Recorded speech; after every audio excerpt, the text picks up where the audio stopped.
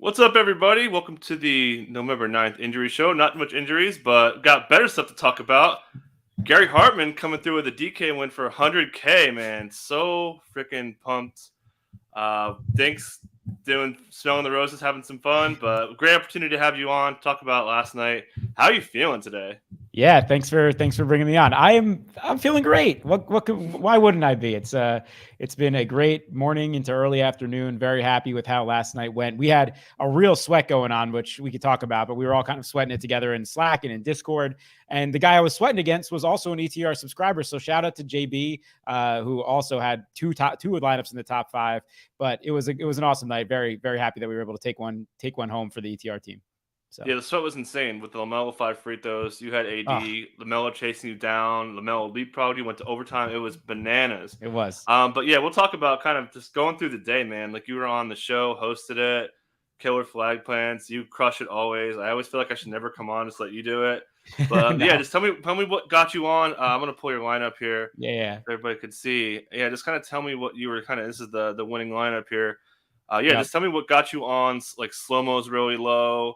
Obviously, Drummond was really chalk. Barton, was a smash. Curry obviously was bananas. That was the real tell me how you kind of got to how you landed on this. Well, and we'll talk about Philly in a second, so maybe we'll just save that for this. But until further notice, I'm just considering them like what I call a spot in DFS. Like they only have 8 or 9 guys or whatever. So I'm literally every night that they've been so shorthanded, I'm at least locking one Philly guy in my lineups and going up to 3. Last night, with knowing that Drummond was going to be like mega chalk, and that I would have to, if I wanted to match a Philly, I needed to go up there. I was basically saying max 2 of every non-Sixer that wasn't Drummond. So I was getting a lot of lineups like this that had Drummond and then 2 of the other main Sixers guys. And then, Kyle Anderson, I mean, that's just shout out to our team, right? Like Zaire basically was ruled out. And I think we probably could have slid some more minutes to Brandon Clark. We, juggling a bunch of balls. We kept the higher Kyle Anderson projection on there, and to really benefited a lot of me and a lot of our subscribers, because clearly he smashed at under 10%. And, that really worked out well. Taj Gibson is my favorite player in this lineup by far, because I'm a Knick fan and I just think it's hilarious that he made it in. I literally just threw him into my pool last minute when Mitch was ruled out. Nerlens got the start, but I knew Nerlens might be limited / is always, could be banged up again. So I really thought Taj was going to get like high 20s minutes anyway. And I know he's not a super high ceiling guy, but he was stone min, where I was like, at least he'll give me some constructions that might be a little bit different. So I threw him in. Barton, we talked about on the show. I knew he was going to be chalky. I knew our ownership projection was probably a little low on there, but we said it, and you said it in matchups, actually. If they want to have any chance in this game, they need his scoring big time, which is exactly what happened. He really went off, and I was actually a little under the field, but I had plenty of Barton. And then Steph, I mean, I knew I was going to be high on Steph yesterday. Like, it was just everything lined up for being a big smash spot. But Dink, flag planted him on the show. Shout out to Dink. And he was 6% on. I had like 24%. So that really just allowed me to really go off. And AD was AD. Yep. So that was really it. The sweat was crazy. And it was just, I'm super happy because, it's validating, obviously. Like I've had success in the past, but it's been a while since I've taken home a real big Dink, and just so happy to be a part of this team, because could not have done it without our whole squad. Yeah, the squad's so good. We have the best group in the business for sure. And it's just to add some other color around it. Yeah, AD threw up yesterday.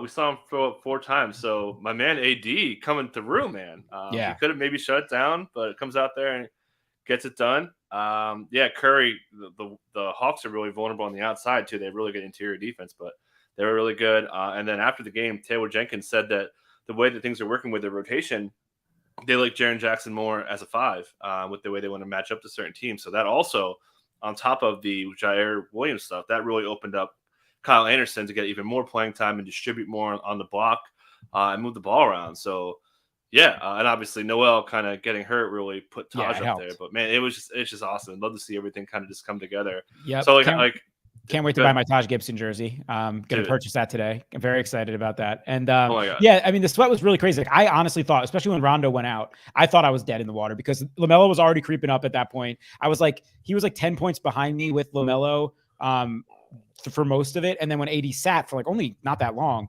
at the beginning of the fourth quarter, LaMelo just started going nuts. And Then when it was Russ and AD on the floor together, I'm like, Russ just looks so bad, and especially playing with AD right now, like it's just really bad. And they weren't getting AD the ball. He was moving a little slow, and like it wasn't until overtime that he got going again. So thank God for overtime. But it was a real sweat, and it was fun. It was fun. Oh my God! And then that last call right at the buzzer of regulation, Melo gets the ball. Oh my God! Like, it may have been a foul call. Like it would have ended the game. Like, oh my God! It was like I couldn't even imagine how you were feeling. Yeah, I was so pissed. I really thought it was him. I mean, after the 5 free throws, I'm like, this is just not going my way. What are the freaking chances of this? You know? Yeah, I was thinking the same. I was like, dude, this is not happening. How could this happen? Yeah. But yeah, man, AD had that block that kind of sealed it at the end. So good. It was awesome. Yeah. Do you have any like this? You said you've had other successes. Anything else that you're kind of like? Do you have like a purchase you want to get? And what kind of Taj are you going to get? Home one or? Yeah. So I think I want to get straight up just normal blue home. Blue away, actually, rather. Because I have some white stuff, and I want to get another white one, but I want to get those new ones that they're wearing that they wore last night. I don't know who I'm going to get of that one yet. Those are sweet. But yeah, Taj is my guy. I've always loved Taj. Excited he was in there. And no other purchases, because I just bought this apartment that I'm sitting in right now in New York City. Oh, there you go. You're an East Coast guy. You know how expensive it is to live in New York City, let alone buy. So just going to go towards my new place, the mortgage. All the new furniture we've been buying, all that stuff. So it just, it's nice to have for sure. And lots of adding to the collection as well. Gary does that. Establish the collection stuff. Yep, for sure. That's so dope, man. Yeah. If anybody has any questions about for Gary, we'll kind of talk through some stuff today. But yeah, man, that is freaking. I mean, make that thing an NFT right now. So good. But yeah, let's get into the slate tonight. Again, if someone has a question, we could talk, kind of bring them up as we go. But I want to talk Philly. That's really the big thing on the slate today. Yeah. We know that Doc Rivers says he wants to go 10 deep. We also found out Seth Curry is going to be questionable. So they're real thin. So that we know they're going to have Maxey and Shake. Maxey has said how tired he is. They had what they called a blackout day because he was so tired. They told him not to come to practice and just rest up because they were playing in mid-40s minutes. We know he got Shake behind him. We know they could play together. Korkmaz is back. He's playing a lot of 4 right now just because they basically only have one front court guy. Danny Green also coming off hamstring tightness. They're not going to want to let him go up there in big minutes. Not an injury report, but if a guy has a hamstring injury, you don't play in big minutes within a week, especially on the back-to-back. So I want to expect a lot of minutes from him. We know Yang could play a good amount of minutes. Andre Drummond's minutes haven't been that high, so he may be one guy who's kind of exempt from the situation because he just got kind of thrown into it with Embiid missing the last couple games. So we know, and he's getting some really long rotations. Paul Reed behind him, and then we're expecting some combination of Jade Springer, Aaron Henry, and then Charles Bassey to see the run. I don't think they're going to really need Bassey, so Doc saying it was a 10-man rotation. I would think Springer and Henry fill in. Cork fills in minutes at the 4 with Yang. They could still even go small to fill minutes there. Yang's minutes haven't been too crazy, unlike the Maxies. Shake kind of getting up there. Obviously, Curry's playing a ton too. But yeah, anything else that you're maybe looking at here for the Sixers that I didn't mention? Yeah, I mentioned Isaiah Joe's also out too, and then obviously no Tybalt. I think if it really depends on Curry tonight, because if they do have Curry and he's committed to going that 10-man, it's not as much of a spot as it has been for DFS purposes. And I'm sure Dink will talk through all this with you on the DFS show, but it's going to be really interesting to see how he breaks these minutes down tonight because they're still so shorthanded and on this back-to-back here. I would tend to think that I would still be going pretty heavily on them. I mean, it's a 3-game slate. They're still shorthanded. And even with all this blowout risk on the Milwaukee side, this is going to be one of the few injury spots on the night where you're going to get some value once again. If you are like full on MMEing, I don't think I am tonight. You see what happens with Curry. Like if, as far as you get guys like Springer in there, you sprinkle them in. I don't know if you go there. It depends what ends up happening with this rotation. But I would imagine they're just going to try to have to lean on Maxey and Yang and Cork and Drummond again. Like even if they try to lower their minutes a little bit, I think we have Maxey for 32 right now. Like Maxey at 32 minutes with not much else going on that team is going to be a fine play. So and that's where I'm at. Yeah, I think it would be interesting if Curry's out. I wouldn't be shocked if Jaden Springer just goes out there and starts. We saw a lot of Maxey and Springer in Summer League. I thought they had a pretty good rapport. Springer kind of a floor spacer guy. I think that kind of would fit with the way the offense would want to operate, especially if you want to keep Green's minutes down. You want to keep all their minutes down. I think it makes sense to kind of have Shake off the bench, although Doc did like Shake off the bench as a defender. But, you don't really need that kind of defender, I feel like, against, a limited Drew. Obviously, George Hill's probably going to start talking about him again. Maybe he doesn't, but I think Hill's got a pretty good chance to start revenge game. But Aaron Holiday. If I wanted to go off the board, I'd be looking at like a Springer, who would. I mean, they're not going to have players, right? So he would play garbage time. So if you are thinking that way, I think Springer would probably be a guy that like I said, I feel he's probably has the biggest chance to get kind of a mid-20s, low-20s role if things kind of shake out, especially if Seth doesn't go. Yeah, and being a 3-game slate, it's like one of the few that you could actually maybe take those sprinkles and take those chances because there's real blowout here. There's not that many people in this player pool in general, so your value spots are already going to be limited. If we have right now, we have Springer for 12 minutes. Say Curry's rolled out, and you think it's going to be a blowout, he becomes a legit play. So think about it. Yeah, definitely. Another Atlanta's on a back-to-back. Portland and the Clippers have blown each other out each time. So yeah, there's probably a decent amount of chance one game is a blowout tonight. Just to hit the Bucks side of this, a couple of quotes that were interesting to me from like Budenholzer talking about. He wanted to kind of match minutes with George Hill on Bradley Beal in the last game, which kind of struck me. So it looks like he's going to play a pretty good amount of minutes. I don't know if he's going to start in this matchup, but he seemed to like it. So. Revenge game for George Hill. Definitely keeping an eye on him. And then really interesting that Giannis had told him he wanted to play more. So they do have a back-to-back set coming up. Drew's still a little bit limited from that ankle injury he's coming back from. This team's not really deep either. We got no Middleton, no DiVincenzo, no Brooks. So you're talking about 3 key rotation pieces out there. So against that defense, it's going to probably struggle a little bit. Drummond's certainly not the defensive presence that Embiid is, despite how the stats are really good on Philly's defense. So, anything you want to add on the Bucks side of this? No, just that I don't know if this is the spot to play Giannis more if I'm Bud, but I'm going to the Garden tomorrow night to see that second end of the back-to-back with Milwaukee. So I'm looking forward to watching Giannis in person. So I kind of hope he's rested-ish tomorrow. I want to see a full-blown Giannis in person tomorrow. That's all. I do think this game blows out though. And I think Giannis is, has a real much lower minutes floor tonight, even though he wants to play more. Maybe tomorrow night, the Garden, he'll play more. Yeah, it's pretty tough. Philly kind of was coming into the week feeling hot, and then now all of a sudden they're going to probably miss Embiid for like 10-ish days. So pretty crazy there. Yeah, one hit Hawks. Curry just dropped 50 on them last night. McMillan really talked about kind of not getting John Collins and Clint Capella going. We saw Collins kind of come out hot. He had like 14 points in the first quarter and kind of fell away. Collins has been listed on the injury report, and I've been expecting him to sit.